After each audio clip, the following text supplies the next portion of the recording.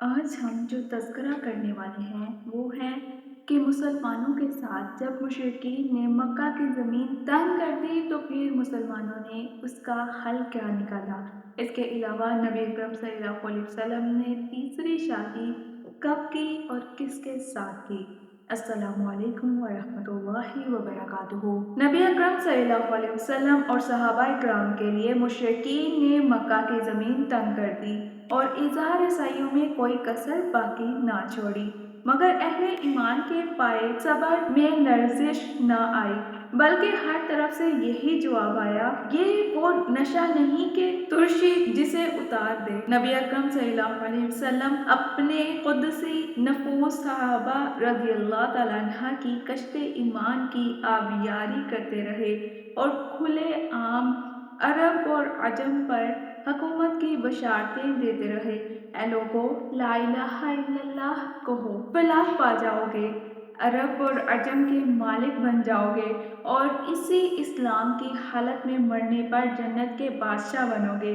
اسی مشکل دور میں اللہ تعالیٰ نے سورۃ الصافات آیت 171 تا 73 نازل فرما کر اہل اسلام کی ڈھارس بندھائی اور یقین دہانی کرائی کہ عنقریب آپ لوگ ہی غالب آئیں گے۔ چنانچہ سورۃ صافات میں ارشاد ربانی ہے، اور ہم نے پہلے ہی اپنے بھیجے ہوئے بندوں کے بارے میں فرما چکے ہیں کہ آخر ایک روز ضرور ان کو ہماری مدد پہنچے گی اور ضرور ہمارا لشکر غالب ہوگا۔ اب نبی اکرم صلی اللہ علیہ وسلم نے مکہ سے باہر کے علاقوں میں بھی نبوت تبلیغ کا آغاز کر دیا۔ جیسے مکی زندگی میں آپ صلی اللہ علیہ وسلم کی تبلیغ اسلام کا تیسرا مرحلہ کہا جا سکتا ہے۔ اس کا آغاز نبوت کے 10ویں سال ماہ شوال میں ہوا۔ یہ مرحلہ ہجرت تک جاتا ہے۔ بیرون مکہ تبلیغ کرنے کے لیے آپ صلی اللہ علیہ وسلم نے ماہ شوال میں طائف کا رخ فرمایا۔ اس سفر میں حضرت زید بن حارثہ رضی اللہ تعالیٰ عنہ بھی آپ صلی اللہ علیہ وسلم کے ہمراہ تھے۔ آپ صلی اللہ علیہ وسلم راستے میں آنے والے تمام قبائل کو اسلام کی دعوت دیتے گئے، مگر کسی نے بھی قبول نہ کیا۔ آخر 50-60 میل تقریباً 80 کلومیٹر کی مسافت پیدل طے کر کے آپ صلی اللہ علیہ وسلم طائف پہنچے۔ بنی ثقیف کے سرداروں عبدالیلیل، مسعود اور حبیب کو جمع کیا جو سگے بھائی اور عمر بن عمیر ثقفی کے بیٹے تھے۔ انہیں اسلام کی دعوت دی، مگر انہوں نے قبول نہ کی۔ آپ صلی اللہ علیہ وسلم 10 دن تک طائف میں رکے رہے، ہر کسی کو تبلیغ کی۔ ان لوگوں نے اسلام قبول کرنے کے بجائے آپ صلی اللہ علیہ وسلم کو شہر سے نکال دیا اور بچوں کو آپ صلی اللہ علیہ وسلم کے پیچھے لگا دیا، جو اول پول بکتے اور آپ صلی اللہ علیہ وسلم کو کنکر پتھر مارتے شہر سے 3 میل باہر تک چھوڑ گئے۔ طائف سے 3 میل باہر ربیعہ کے بیٹوں عتبہ اور شیبہ کا باغ تھا، وہاں آپ صلی اللہ علیہ وسلم انگوروں کی بیلوں کے سائے میں بیٹھ گئے۔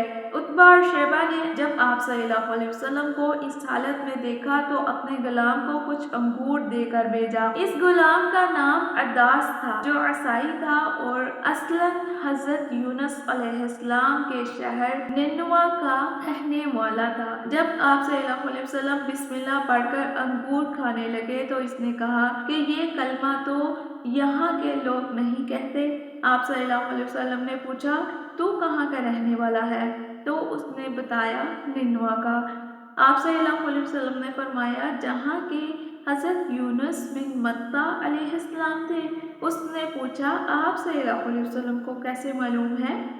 تو آپ صلی اللہ علیہ وسلم نے فرمایا، وہ بھی میرا بھائی پیغمبر تھا اور میں بھی اللہ کا رسول ہوں۔ اس پر وہ آپ صلی اللہ علیہ وسلم کے ہاتھ پاؤں چومنے لگا۔ ادھر عتبہ اور شیبہ دیکھ کر کہنے لگے، لو یہ گیا کام سے۔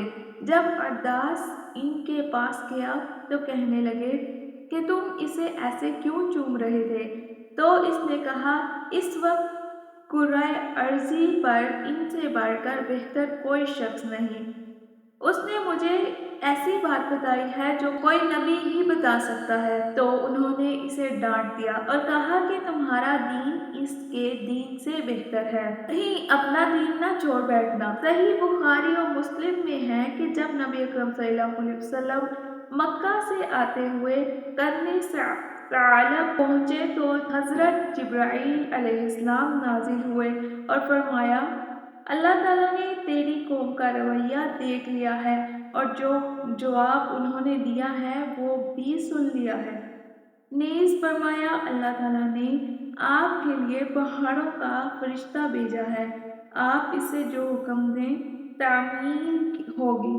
اتنے میں پہاڑوں کے فرشتے نے کہا، اگر آپ حکم دیں تو ان دونوں پہاڑوں کو آپس میں ملا دوں اور ان لوگوں کو پیس کر رکھ دوں جنہوں نے آپ کا یہ حال کیا ہے۔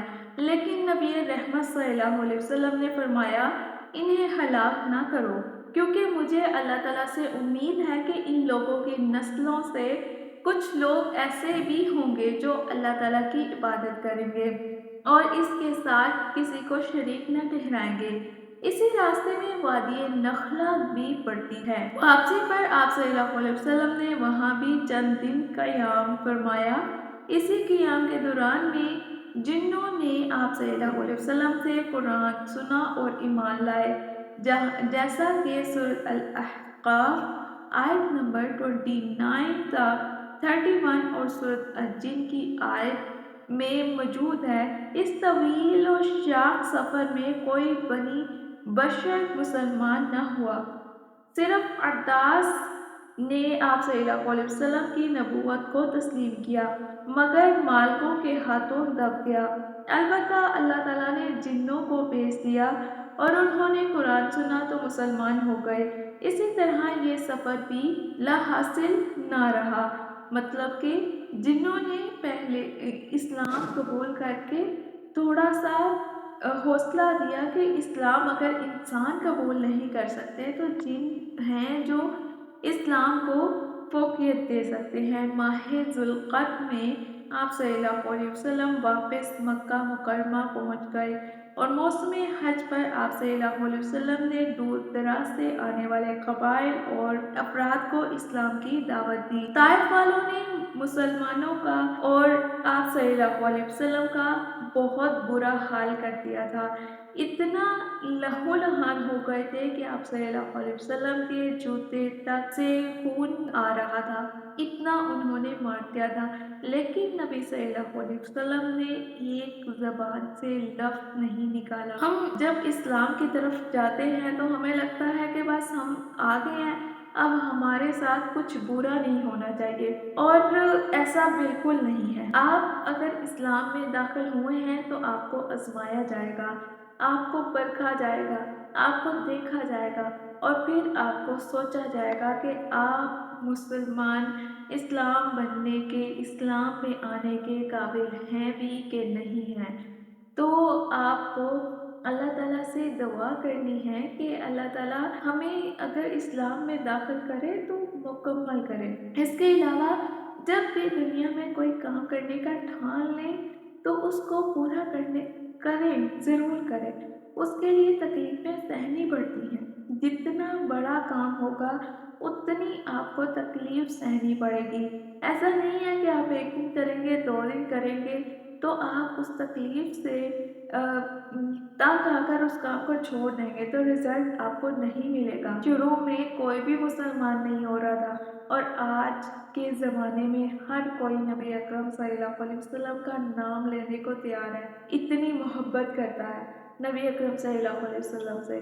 تو اگر نام رکھنا ہے تو مشکلات بھی اٹھانی پڑیں گی۔ اس کے علاوہ ہم نے آج تذکرہ کرنا تھا کہ نبی اکرم صلی اللہ علیہ وسلم نے تیسری شادی کب کی اور کس کے ساتھ کی۔